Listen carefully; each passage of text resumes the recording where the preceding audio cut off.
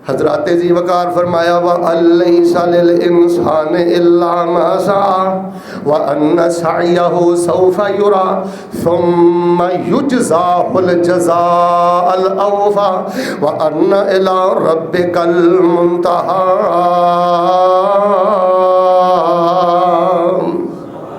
आओ मैं तुहाडी एक बच्चे नाल मुलाकात करावां। रियाद शहर का वाक़या है। एक बंदा नौजवान अल्लाह पाक दा करना, ओदा बाप फौत हो गया। तुहानूं मैं पहले भी वाक़या कई दफ़ा सुना चुके हाँ।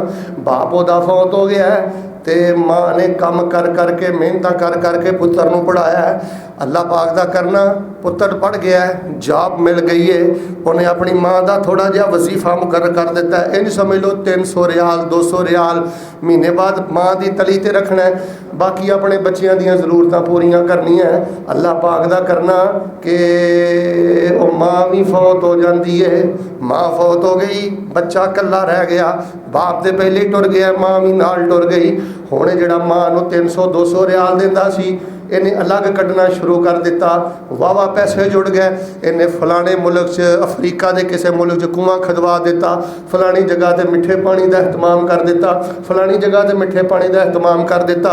सिलसिला चलता रहा, किते कुआं लगा रहा, किते वाटर सैट पहुँचाता रहा। जिथे मिठे पानी का एहतमाम नहीं, उत्थे कोई सफाई सुथराई, कोई मशीनरी लवा के मिठे पानी का एहतमाम करता रहा।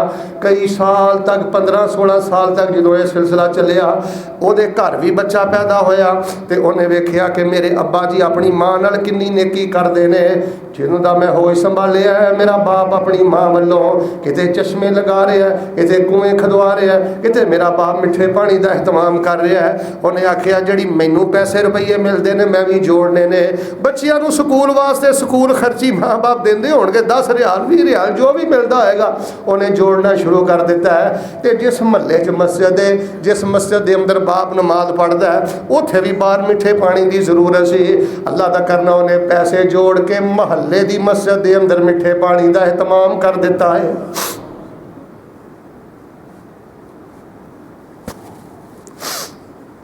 बाप एक दिन नमाज पढ़न ले गया, उन्हें वेख्या मस्जिद के बाहर फिल्टर लगा है, मिठे पानी का इंतजाम है। उन्हें आख्या पूरी दुनिया ते मिठे पानी कुएं खदवांदा रहा तो महल्ले की मस्जिद का याद ही नहीं है। ये नेकी को होर खट गया।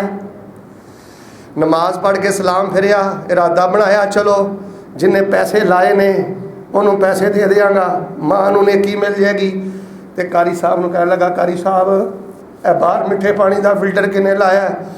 उन्हें कहा तुहानूं मुबारक होवे, तुहाडे पुत्र नहीं लवाया।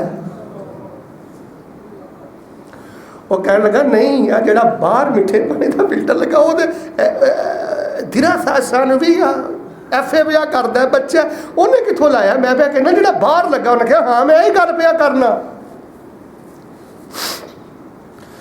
खुशी खुशी ना घर गया तो जाके कहने लगा पुत्र ए बाहर जिहड़ा फिल्टर पानी का लगा तू लवाया? हाँ अबू जी मैं लवाया। तू पैसे कितों लै? अब्बा जी तुसी मैनू पैसे देंदे रहे, मैं जोड़दा रहा, मैं वेखना वा तुसी अपनी माँ ने इन्नी नेकी करते आ रहे हो। मेरे दिल च शौक पैदा हो गया, मेरा बाप अपनी फौत हुई माँ लई सदका जारिया पिया करदा है, मैं अपने बाप की जिंदगी अंदर ही सदका जारिया करना है। व अलैसा लिल इंसान इल्ला मा सा व अन्न सअयहु सौफा युरा सुम्मा युजज़ाहुल जज़ाअल औफा व अन्न इला रब्बिकल मुंतहा।